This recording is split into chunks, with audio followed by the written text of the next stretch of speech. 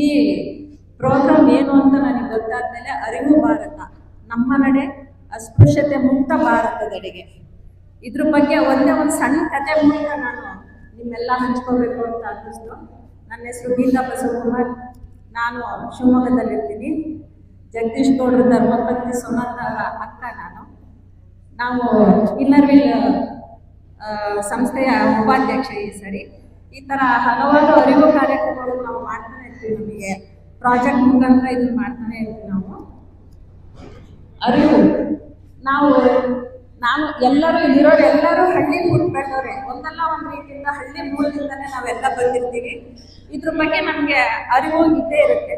ಮೊದಲೆಲ್ಲ ನಾವು ಚಿಕ್ಕವರಿದ್ದಾಗ ಅಸ್ಪೃಶ್ಯತೆ ಅಂದ್ರೆ ಏನು ಅಂತ ನಮಗೆ ಗೊತ್ತಾಗ್ತಾ ಇರಲಿಲ್ಲ. ನಾವು ವಿದ್ಯಾಭ್ಯಾಸ ಮಾಡ್ತಾ ನಮಗೆ ಗೊತ್ತಾಯಿತು.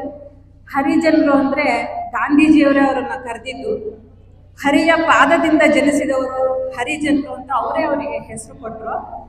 ನಮ್ಮೂರಲ್ಲೇ ನನಗೆ ಗೊತ್ತಿರೋಕ್ಕೆ ನಮ್ಮ ಮಂಜಣ್ಣ ಅವರು ವೇದಿಕೆ ಮೇಲಿದ್ದಾರೆ. ಅವ್ರ ತಂದೆ ನಮ್ಮೂರಲ್ಲೇ ಇದ್ದಿದ್ದು. ಒಂದು 2-3 ಕುಟುಂಬ ಅಷ್ಟೇ ಇದ್ದು ನಮ್ಮೂರಲ್ಲಿ. ಅವರಿಗಾಗಿನೇ ಬೇರೆ ಬಾವಿ ಒಂದಿತ್ತು. ಇತ್ತೀಚೆಗೆ ಆ ಬಾವಿ ಮುಚ್ಚಿದ್ರು. ಈಗ ನಮ್ಮ ಸುತ್ತಮುತ್ತ ಅಷ್ಟಿಲ್ಲ ಅಂತ ನನ್ನ ಅನಿಸಿಕೆ. ಈಗ ಅಸ್ಪೃಶ್ಯತೆ ನಮ್ಮಲ್ಲಿ ಅಷ್ಟು ಕಡಿಮೆ ಈಗ. ಆದ್ರೂ ನನಗೆ ಇತ್ತೀಚೆಗೆ ಒಂದು ಕತೆ ಓದಿದ್ದೆ. ಆ ಕತೆನೇ ನಿಮ್ಮಲ್ಲಿ ಹಂಚ್ಕೋಬೇಕು. ಆ ಕತೆ ಒಂದು ನೆನ್ಪಿಟ್ಕೊಂಡ್ರೆ ಸಾಕು ನಮಗೆ ಅರಿವು ಮೂಡುತ್ತೆ ಅಂತ ನನ್ನ ಅನಿಸಿಕೆ. ಹೀಗೆ ನಮ್ಮ ಥರದ್ದೇ ಒಂದು ಹಳ್ಳಿ. ಆ ಹಳ್ಳೀಲಿ ತುಂಬ ಹಳೆಯ ಕಾಲದ ಒಂದು ದೇವಸ್ಥಾನ. ಆ ದೇವಸ್ಥಾನ ಜೀರ್ಣೋದ್ಧಾರಕ್ಕೆ ಬಂದ್ಬಿಡುತ್ತೆ, ಹಳೇದಾಗ್ಬಿಡುತ್ತೆ. ದೇವ್ರನ್ನು ಮುಕ್ಕಾಯ್ತು, ಅದನ್ನೆಲ್ಲ ತೆಗಿಬೇಕು ಅಂತ ಊರಿನ ಹಿರಿಯರೆಲ್ಲ ಊರಿನ ಯುವಕರನ್ನ ಎಲ್ಲರನ್ನೂ ಸೇರಿಸಿ ಒಂದು ಪಂಚಾಯತಿ ಮಾಡ್ತಾರೆ. ಆಯಿತು ಅಂತೇಳಿ ದೇವಸ್ಥಾನ ಜೀರ್ಣೋದ್ಧಾರ ಮಾಡೋಕ್ಕೆ ಒಂದಿಗೆ ದೇಣಿಗೆಯನ್ನು ಎಲ್ಲರ ಮನೆಯಲ್ಲೂ ಶುರು ಮಾಡ್ತಾರೆ. ಎಲ್ಲ ಕಡೆನೂ ಶುರು ಮಾಡ್ತಾರೆ ಬೇಡ್ಕೊತ. ಆದರೆ ಎಲ್ಲರೂ ಹಳ್ಳಿ ರೈತರೇ, ಎಷ್ಟು ಅಂತ ಕೊಡೋಕ್ಕೆ ಸಾಧ್ಯ? ಒಂದು ದೇವಸ್ಥಾನ ಜೀರ್ಣೋದ್ಧಾರ ಮಾಡಿ ದೇವಸ್ಥಾನ ಕಟ್ಟೋದು ಸ್ವಲ್ಪ ಕಷ್ಟದ ಕೆಲಸ. ಸುತ್ತಮುತ್ತ ಹಳ್ಳಿಲೂ ಎಲ್ಲ ಕಡೆನೂ ಕೇಳ್ತಾರೆ, ದೇವಸ್ಥಾನ ಕಟ್ತಾರೆ.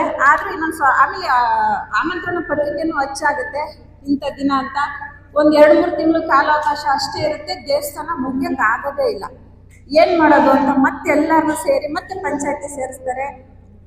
ಹತ್ತಿರ ಇರೋ ಯಾರೋ ರಾಜಕಾರಣಿಗಳು ಅವ್ರು ಆದಷ್ಟು ಅವ್ರು ಕೊಡ್ತಾರೆ. ಆದರೂ ಅದು ಸಾಕಾಗಲ್ಲ ಅಂತ ಅವ್ರಿಗೆ ಅನಿಸುತ್ತೆ.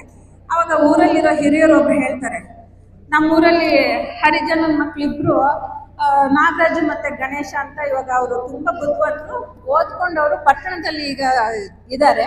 ಅವರು ಮುಂಬೈನಲ್ಲಿ ಹೋಗಿ ಸೆಟ್ಲ್ ಆಗಿಬಿಟ್ಟಿರ್ತಾರೆ. ಅವ್ರು ತುಂಬ ಉದ್ಯಮಿಗಳು ಅಂತ ಕೇಳ್ಪಟ್ಟಿದ್ದೀವಿ. ಅವ್ರ ಹತ್ರ ಹೋಗಿ ನಾವು ಯಾಕೆ ಕೇಳಬಾರ್ದು ಅಂತಾರೆ. ಆಯಿತು ಅಂತ ಅಷ್ಟು ಜನ ಒಂದು ನಿಯೋಗ ಮಾಡಿಕೊಂಡು ಮುಂಬೈಗೆ ಹೋಗ್ತಾರೆ. ಹೋಗಿ ಅಲ್ಲಿ ಕೇಳ್ತಾರೆ ಅವ್ರನ್ನ ಕಾಣ್ತಾರೆ, ಮಾತಾಡ್ತಾರೆ. ಅವರಿಗೆ ತುಂಬ ಖುಷಿ. ನಮ್ಮೂರಿನ ಹಿರಿಯರು ನಮ್ಮ ಮನೆ ತನಕ ಬಂದಿದ್ದಾರಲ್ಲ, ನಮ್ಮೂರಿನ ಜನ ಎಲ್ಲ ಅಂತ.